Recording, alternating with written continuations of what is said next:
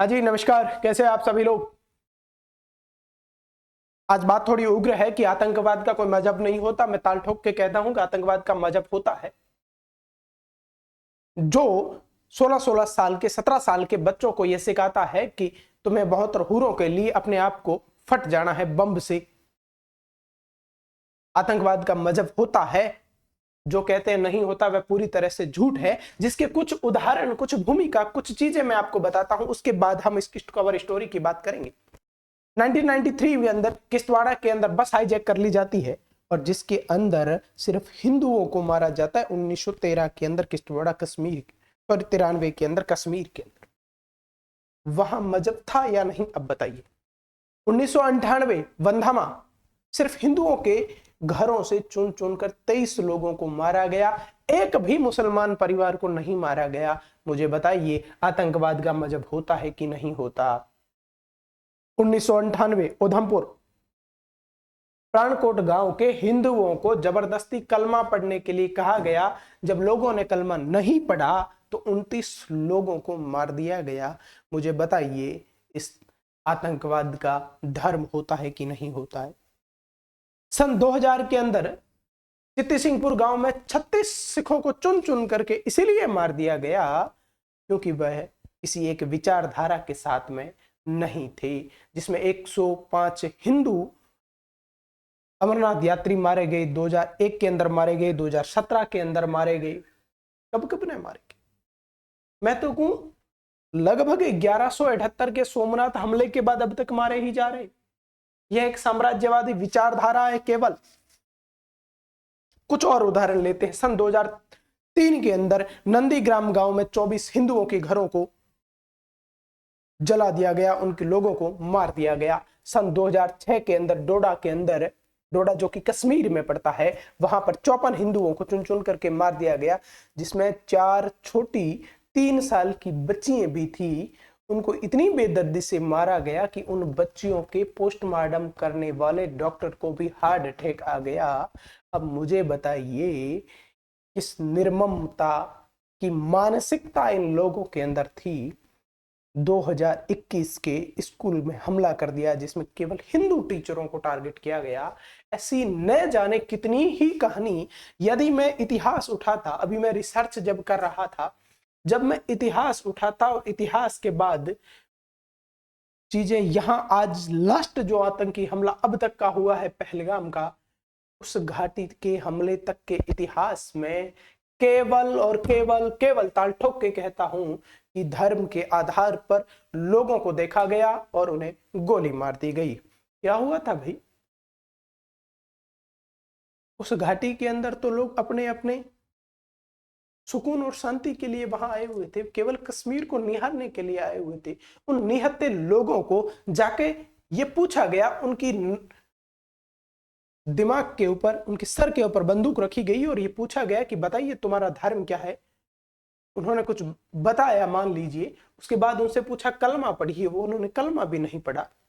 फिर भी आतंकियों को कंफर्म नहीं होगा, उन पुरुषों की पेंटें उतरवाई गई और पेंटें उतरवाने के बाद जब ये कंफर्म हो गया, ये सुनिश्चित हो गया कि वह मुस्लिम नहीं है, गोली से उड़ा दिया गया। फिर लोग कहते हैं कि आतंकवाद का कोई धर्म नहीं होता। जब यहां साफ साफ दिख रहा है तो सत्य बोलने में हर किस बात की दिक्कत है भाई? तुम्हें समस्या कहां आ रही है? हो सकता है सरकार अपने स्तर पर बड़े बड़े फैसले ले रही है। सरकार ने सिंधु जल समझौता खत्म कर दिया है।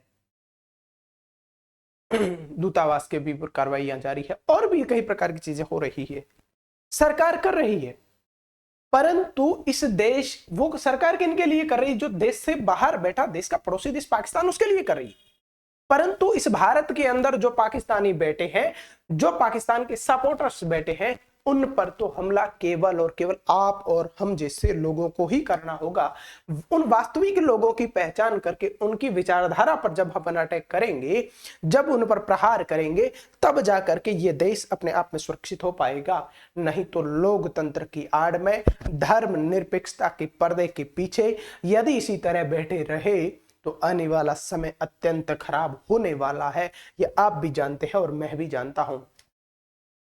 सरकार कल एयर स्ट्राइक कर दे या बहुत ज्यादा कुछ भी कर दे, इससे कुछ ज्यादा फर्क पड़ने वाला नहीं है, क्योंकि सरकार बाहर की स्थिति करेगी, हमें अंदर की स्थिति को संभालना होगा। इस देश के प्रत्येक नागरिक को सैनिक बनना होगा। सैनिक का अर्थ केवल और केवल सीमा पर बंदूक लेकर के लड़ने वाला भी नहीं होता। इस देश के अंदर हो रही विश्वासघाती तत्वों के विरुद्ध कार्य करना भी कहीं ना कहीं मुझे लगता है एक सोल्जर्स का काम है, जो कि इस देश का आम नागरिक कर सकता है। आपको एक साम्राज्यवादी मिलिट्री की विचारधारा से लड़ना है, जो बहुत लंबे समय से इस देश के ऊपर वार कर रही है, जिसका मकसद एक ही है, दारुल इस्लाम, पूरी दुनिया पर कब्जा करना। किसके नौक पर? अपने विचारधारा के नौक पर नहीं, तलवार के दम पर पहले किया गया, अब तलवारें तो चलती नहीं है, बंदूक के नौक पर कार्य कर रहे हैं लोग। और यह मिलिट्री, यह साम्राज्यवादी विचारधारा आपको तब तक मारती रहेगी, आपको तब तक काफिर मान के मारती रहेगी, जब तक आप मानवता का चोला ओढ़े रहेंगे, अहिंसा की बात करेंगे, असहमति बताएंगे, बात करने की कोशिश करेंगे, तब तक आपको उड़ा दिया जाएगा। इससे अच्छा है मानसिक संतुलन बना करके अपने कठोर निर्णय लेकर के देश के अंदर बैठे हुए इन अशांति प्रिय लोगों को यहां से हटाना होगा। जो देश के विरोधी है, चाहे वो कोई भी क्यों न हो, उन्हें अब सबक सिखाना केवल आपका काम है, मेरा काम है। देश की शासन व्यवस्था अपने स्तर पर काम कर रही है, पर हम केवल और केवल कैंडल मार्च निकालने के अलावा और क्या कर रहे हैं? कैंडल मार्च निकालने से काम होगा नहीं, क्योंकि कैंडल मार्च निकालने का समय निकल गया है। अब युद्ध होगा, रणघोष, इस देश की संप्रभुता, इस देश के अंदर अशांति फैलाने वाले लोगों के विरुद्ध युद्ध होगा, वैचारिक युद्ध। एक एक व्यक्ति को देख करके जो इस देश के विरुद्ध बात करेगा, उसके विरुद्ध खड़ा होने का कार्य आपका है। अन्यथा जिस तरीके से आप लोग इराक से भागे, ईरान से भागे, अफगानिस्तान, पाकिस्तान, बांग्लादेश, कश्मीर, मुंबई, केरला, मुर्शिदाबाद, कलकत्ता, अब मुझे लगता है समय आ गया है, यदि इसी स्थिति में इसी तरह सोए रहे तो यूपी से भी भागना पड़ सकता है। मुझे एक बात बताइए, उस घाटी के अंदर, इस देश के अंदर लगभग पिछले कुछ समय से भाषा के नाम पर कई प्रकार की चीजें चल रही है।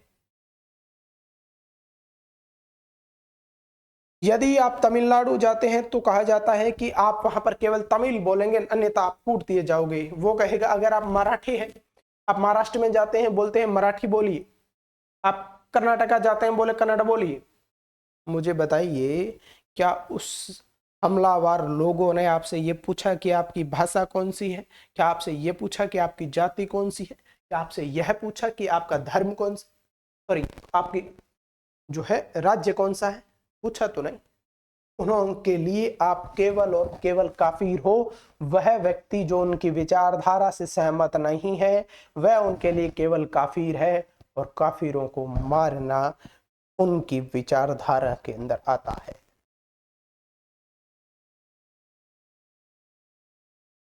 अतः इस देश के अंदर पत्थर फेंकने वाले इस टूल किट्स को हमें एक एक करके चुनना होगा। यह लड़ाई केवल देश की सेना की नहीं है, केवल शासन व्यवस्था की नहीं है। इस देश के प्रत्येक नागरिक की यह जिम्मेदारी है, यह दायित्व है कि वह इस देश की समस्त विरोधियों को उखाड़ फेंके।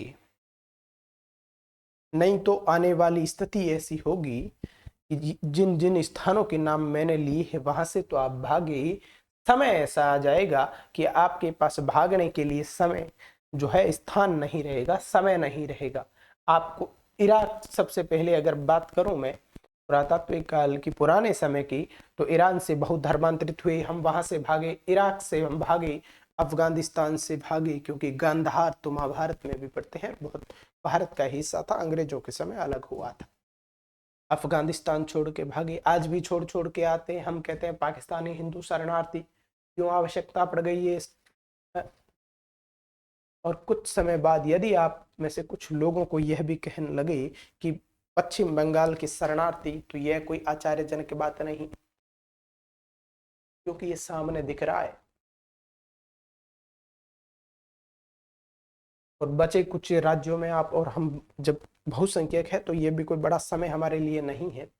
इसीलिए हमें इन चीजों को पलटना होगा, खड़ा होना होगा और इस समूल विषैले पेड़ को ही नष्ट कर देना होगा। जब आप पेड़ की नीचे की जड़ें काट देते हैं, ऊपर न फल आएंगे, न पत्तियां, न फूल, न टहनी हरी भरी रह पाएगी। कहने का अर्थ इतना ही है, इस देश के अंदर जहां जहां जो वहां उसी स्थान पर कहीं पर भी आपको देश विरोधी गतिविधि दिखे, आप उस पर अपने अपने तरीके से प्रहार करें। यहाँ प्रहार का मतलब यह नहीं है कि मॉब लिंचिंग कर देना, हमले कर देना, तलवारें उठा देना, गाली गलौज कर देना। प्रहार का मतलब है वैचारिक प्रभाव। जब आप एकजुटता दिखाएंगे व्यापार के अंदर, धर्म के अंदर, शिक्षा के अंदर, तब जाकर के ये चीजें कहीं ना कहीं इन पर प्रभाव डालेगी। और यही वो चीजें हैं जो इन लोगों को कमजोर करेगी, जिसकी वजह से आप और हम लंबे समय तक, म्यांमार में क्या हुआ था, पांडवों ने लगभग कितने ही साल जंगल में निकाले, पर कौरवों ने अपनी स्थिति को नहीं बदला। केवल 18 दिन युद्ध लड़ा, पूरा पासा ही पलट दिया। मैं आपको यहाँ पर युद्ध के लिए उत्साहित नहीं करता, मैं केवल ये कह रहा हूं कि जो इस देश का विरोधी है, आप उसके विरोधी बनिए, खुलेआम बनिए। कोई आपको इस्लामोफोबिया कहे तो कहे, कोई फर्क नहीं पड़ता। किसी की फीलिंग यदि हर्ट हो तो हो, उससे कोई फर्क नहीं पड़ना। मैं भी जानता हूं कि इसकी वीडियो के बाद खूब सारे कमेंट बॉक्स के अंदर अपने आप को सेकुलरिज्म के कीड़े बहुत सारी बातें आके कहेंगे कि ये कह दिया, वो कह दिया, ये कह दिया। जो भी बोलता हूँ खुलेआम बोलता हूँ, कोई दिक्कत नहीं है। क्या हो जाएगा, इस देश की हालत खराब कर रखी है।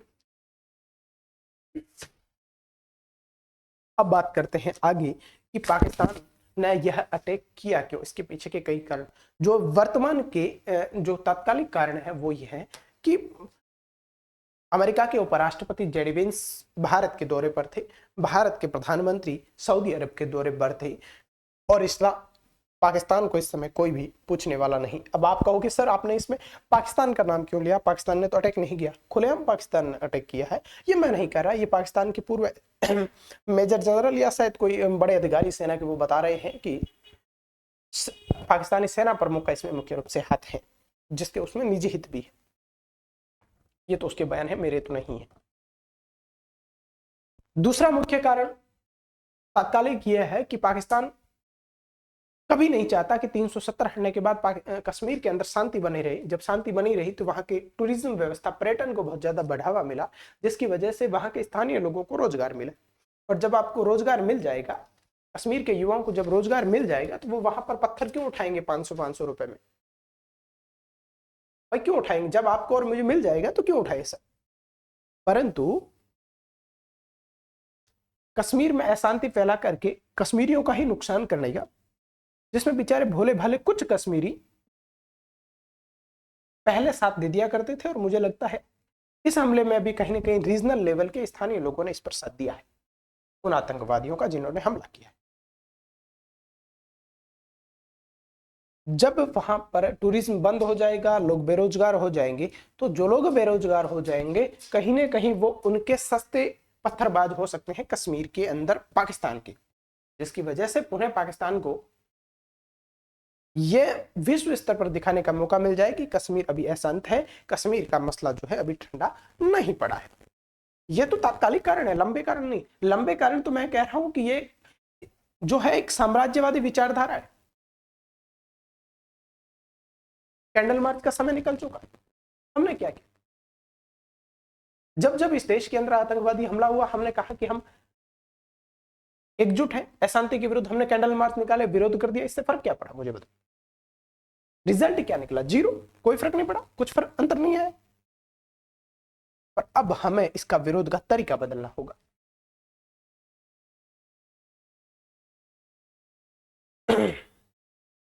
हमें यह मानना होगा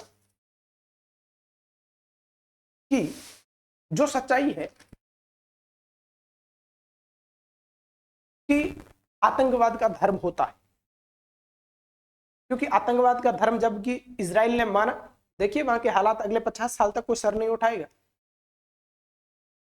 क्योंकि उनके सर कुचल दिए गए और सांपों के सर कुचल दिए जाने चाहिए, जरूरी भी है। अगर नहीं कुचलोगे तो मारे जाओगे तुम स्वयं, तुम्हें वो डस लेगा। दूसरा हमें यह करना पड़ेगा कि भारत के अंदर जो पाकिस्तान के लोग बैठे हैं, जो कि भारत के ही विरोधी है, जिसमें वे लोग, वे नेता जो कहीं ना कहीं इस तरह के आतंकियों का कहीं न किसी प्रकार से सहयोग करते हैं, उनका विरोध हमें करना पड़ेगा। एक मुझे आज दिन तक समझ में नहीं आता कि ये बॉलीवुड के भाड़े के टट्टू लोग छोटी मोटी घटनाएं हो जाने पर कहते हैं ये हो गया वो हो गया, हम भारत के अंदर सुरक्षित नहीं है, जाइए पाकिस्तान, हमें कोई फर्क नहीं पड़ता। परंतु इतने बड़े हमले में एक भी बॉलीवुड के व्यक्ति ने यह नहीं कहा, जिसे आप सेलिब्रिटी मानते हैं, कि यह हमला हिंदुओं को चुन चुन करके किया गया था। मैं अभी कुछ रील्स के अंदर देख रहा था, एक रील्स आई जिसके अंदर बॉलीवुड के एक अभिनेता यह कह रहे हैं कि क्या हिंदू मुसलमान लगा रखा है, वहां इस देश के नागरिक मारे गए। अरे भाई, वहां पर उन्हें कलमा पूछा गया, जब कलमा नहीं आया तो पैंट उतरवाई गई, पैंट उतरवाने के बाद उन्हें यह कंफर्म हो गया कि ये मुसलमान है, नहीं है, मुसलमान नहीं है, गोली मार दी गई। और आप कह रहे हैं कि हिंदू ही मुसलमान नहीं किया जाए, किस आधार पर नहीं किया जाए? खुलेआम वहां दिख रहा है, उसके बाद भी आप उनका सपोर्ट कर रहे हैं। शर्म नहीं आती इस देश के अंदर? इस देश के अंदर आपको, इस देश के लोगों ने आपको सेलिब्रिटी बनाया, उन्हीं के दम पर आप पले बढ़े, बड़े हुए, पैसा बनाया, और उन्हीं का समर्थन नहीं चलेगा, समय गया वो। और देश के अंदर सबूत मांगने वाले लोगों का भी विरोध करना होगा, जो सेना की कार्रवाई पर सबूत मांगते हैं, जबकि जिन पर कार्रवाई हो वो कहते हैं हाँ हमारे ऊपर कार्रवाई हुई है, जबकि इस देश के अंदर रहने वाले लोग कहते हैं कि ना जी, हमें सबूत दिए जाए। तो इस बार मुझे मोदी जी से ये निवेदन रहेगा कि पिछली बार जिन जिन लोगों ने आपसे सबूत मांगे थे, इस बार एयरक्राफ्ट के आगे बांध दिए जाने चाहिए, वो स्वयं देखे। युद्धपोत के आगे बांध दिए जाए उन लोगों को जिन्होंने सबूत मांगे थे, मिलिट्री टैंकों के आगे बांध दिए जाए जिन्होंने सबूत मांगे थे, ताकि वो सबूत स्वयं देखे। पहाड़ की चोटी पर बैठा दिया जाए ताकि नीचे की स्थितियों को वो स्वयं देखे। मरे तो मरे, इससे कोई फर्क नहीं पड़ता, क्योंकि वो इस देश के विरोधी है। हो सकता है कल आकर के वापस से वो सबूत मांग ले, इसलिए ऐसे लोगों को मुझे लगता है आगे बांध के ले जाए, ताकि इनका खुद का साथ साथ में सलटारा हो जाए।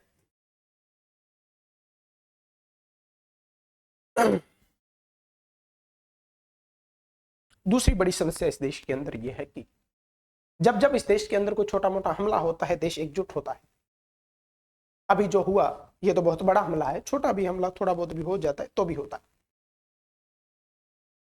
देश का आर्थिक, सामाजिक, राजनीतिक और इमोशनली मैं कहूं बहुत बड़ा नुकसान हुआ है, और हम इसका करारा जवाब देंगे। देश की शासन व्यवस्था पर विश्वास है, और मुझे लगता है मेरे इस वीडियो के बाद इस देश के कुछ लोग भी देश की शासन व्यवस्था के साथ साथ स्वयं का अपना दायित्व का निर्वहन करते हुए राष्ट्र के अंदर सोल्जर बन के काम करेंगे।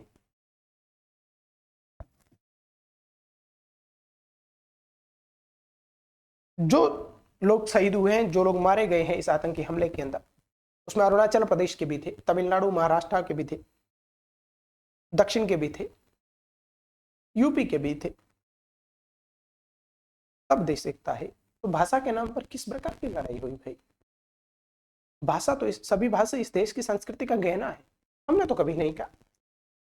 तमिलनाडु के अंदर बैठा हुआ स्टालिन, जिसकी भाषा ही, जिसका नाम ही किसी विदेशी भाषा के नाम का, विदेशी भाषा के शब्द है स्टालिन, और वो ये कहते हैं कि हम हिंदी को नहीं मानते, हम हिंदी विरोधी हैं, हम तमिल को मानते हैं। हम भी तमिल को मानते हैं, शहर से स्वीकार करते हैं, वो इस देश की संस्कृति का गहना है। परंतु जब खुद का नाम ही आपका दूसरी भाषा का है, अंग्रेजी आपके लिए खुद की भाषा हो गई और हिंदी आपके लिए बाहर की भाषा हो गई, किस तरह की बात करते हैं भाई? क्यों इस देश को तोड़ने का काम करते हैं? इस तरीके के लोगों का विरोध हम स्वयं को करना होगा, चाहे वो भाषा के नाम पर हो, राज्य के नाम पर हो, जाति के नाम पर हो। जब हर समय इस देश की जनता एकजुट रहेगी, राष्ट्रीयता की भावना से ओतप्रोत रहेगी, तब जाकर के इस प्रकार के हमले यदि होते हैं तो हमले करने वालों के मन में इस प्रकार अत्यंत डर रहे। इजराइल देख लीजिए, हमला तो किया, अब दुम दबा के भाग रहे हैं। हालांकि उधर भी हो रहा है, पाकिस्तान के अंदर भी बिल में घुस घुस के रो रहे हैं। एयरबेस अंदर बैठे हुए लोग यदि पास से कोई बड़ा ट्रक भी जाता है तो पूछते हैं क्या भारत के ऊपर से फ्लाइट फाइटर जेट आ गए क्या। तो डर बना रहना चाहिए, वो डर तब बना रहेगा और देश की शासन व्यवस्था को भी विश्वास रहे कि हाँ, इस प्रकार की छोटी मोटी घटनाएं देश को तोड़ने का काम करती है, हमें पता ही नहीं लगा, ये दीमक की तरह काम करती है, धीरे धीरे धीरे धीरे तोड़ करके खत्म करने का प्रयास ये कर देती है। भारत और पाकिस्तान का मैच होता है, भारत के अंदर फटाके फोड़े जाते हैं। मैं देश की शासन व्यवस्था से ये निवेदन करूंगा कि इस प्रकार के लोगों पर कुछ विशेष कार्रवाई की जानी चाहिए। मुझे लगता है कि वैसे कुछ शब्द नहीं बोले जाने चाहिए।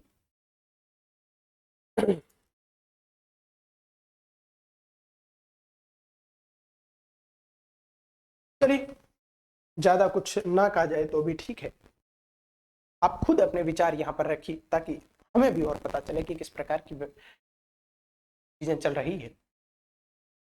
एक बार पुनः मैं आप सभी का धन्यवाद करता हूँ कि आपने हमारे विचार यहाँ तक सुने। बहुत बहुत धन्यवाद।